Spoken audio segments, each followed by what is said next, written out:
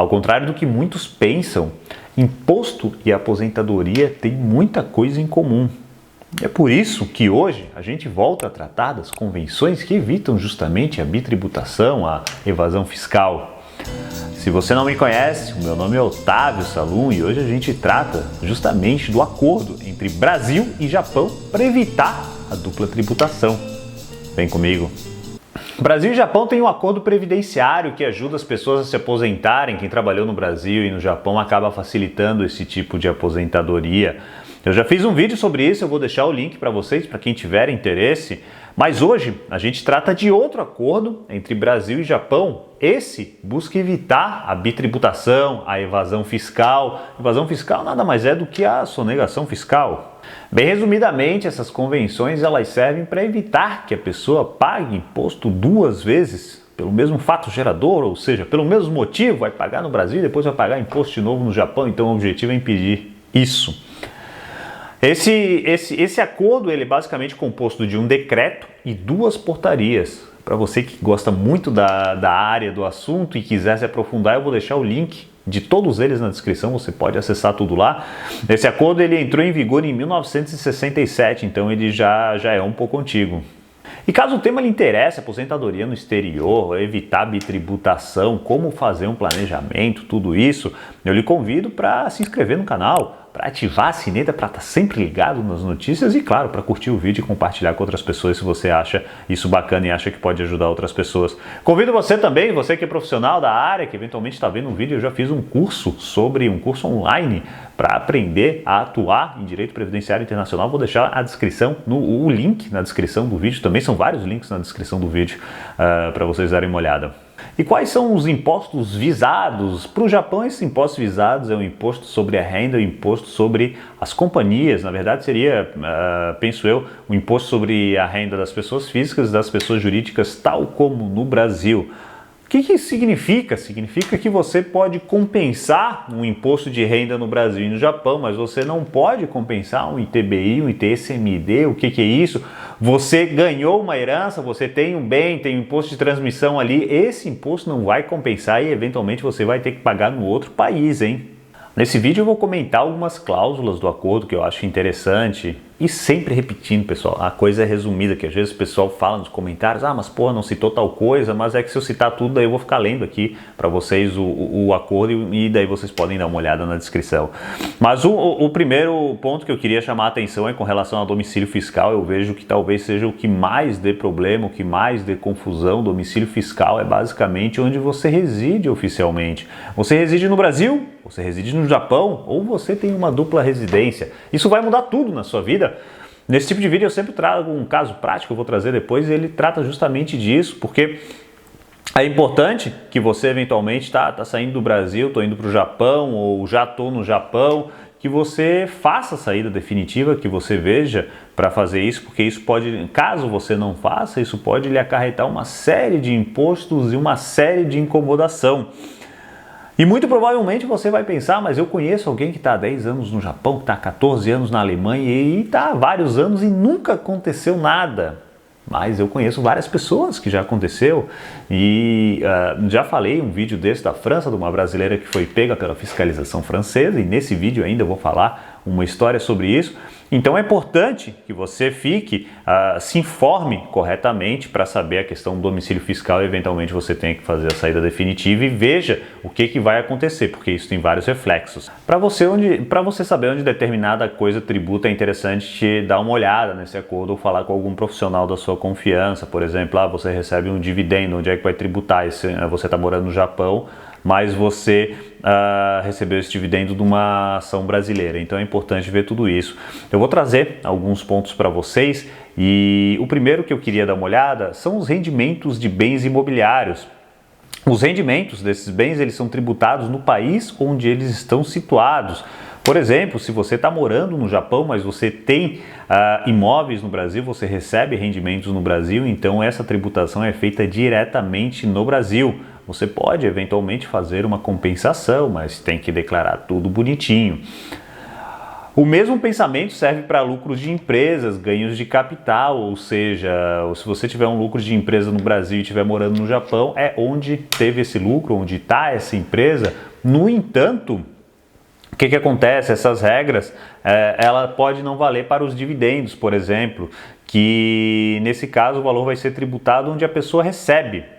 Mas o dispositivo ele é bem aberto, ele tem várias exceções, então por isso eu sempre digo para a pessoa dar uma olhada e verificar com um profissional da importância. No caso de juros, royalties, a tributação também, em regra, é no país onde a pessoa reside. Então vocês veem que existe uma diferença, você vai receber um juros, vai receber um royalties de uma empresa ou você vai receber um rendimento imobiliário. Então o tratamento fiscal é diferente, isso pode parecer muito surreal para alguns, mas para outros certamente é uma coisa que faz parte do dia a dia, ou se não faz parte do dia a dia, mas com certeza a pessoa sabe e tem esse tipo de rendimento. Então se você tem um rendimento imóvel, tributa onde está o imóvel, via de regra, e no caso de juros e royalties não funciona assim. Um ponto que eu acho bem interessante é que essa convenção ela fala do profissional liberal. Isso a gente pode entender um advogado, um médico, até para o médico é mais difícil. Eu penso o CRM ele não é tão aberto a que os médicos eles façam consulta à distância, pelo menos para receita. Não sei se tiver algum médico assistindo me corrige, mas eu penso que seja isso. Mas de qualquer maneira um psicólogo hoje em dia tem muita gente prestando serviço online. Então o que acontece? Eu, Otávio, eu sou advogado, eu estou no Japão prestando serviço para brasileiros, mas eu sou residente no Japão. Onde é que vai ser essa tributação? Para quem que eu informo isso? Então, via de regra, é onde eu estou domiciliado. Isso chega muito para mim, pessoas que moram em outro país dizendo, mas eu só moro ali, como se fosse pouco, eu só moro ali. Eu só moro ali, mas todos os meus rendimentos elas vêm do outro país e tal. Como é que eu faço? Não declaro. Falo, não, você vai arrumar um problema grande se não declarar. Então, é importante que vocês fiquem atentos a esses detalhes que parecem ser detalhes, mas na sua vida, se você for pego pela Receita Federal, confie em mim, vai fazer uma grande diferença. Como eu disse no início do vídeo, você certamente se lembra, eu sempre trago um caso prático para esse tipo de processo. O que é para esse tipo de vídeo, melhor dizendo? O que é um caso prático? Eu pego uma decisão de um tribunal, de um caso que realmente aconteceu na vida real e trago aqui para vocês. Porque às vezes eu estou falando muito, eu tenho a impressão que às vezes eu falo, juros é tributa de um lado, royalty do outro e rendimento de imóvel do outro. E muitas vezes o pessoal, mas isso é meio fora, meio surreal. Então eu gosto de trazer um caso para mostrar que essas coisas elas acontecem na vida real e eventualmente podem acontecer com você, se você estiver saindo do país, se você já tiver saído do país e não tiver feito a declaração. O julgado, ou seja, a decisão que eu trago para vocês hoje é do Tribunal Regional Federal da região sul, ou seja, da 4ª região. É um processo que foi julgado em 2005, mas que ele continua, eu penso, ele continua atual, porque esse acordo, como a gente viu, ele é de 67. Então, ele se trata até de uma pessoa famosa. Eu vou deixar a decisão para vocês, se vocês quiserem olhar embaixo, certo? Na descrição também, sempre tem várias informações na descrição dos meus vídeos. Então você pode dar uma olhadinha ali no julgado, e se você trabalha na área, você pode acessar, ele é bem completo e é uma aula sobre essa questão de domicílio fiscal. O que acontece? Um brasileiro que ele foi para o Japão ser técnico de futebol.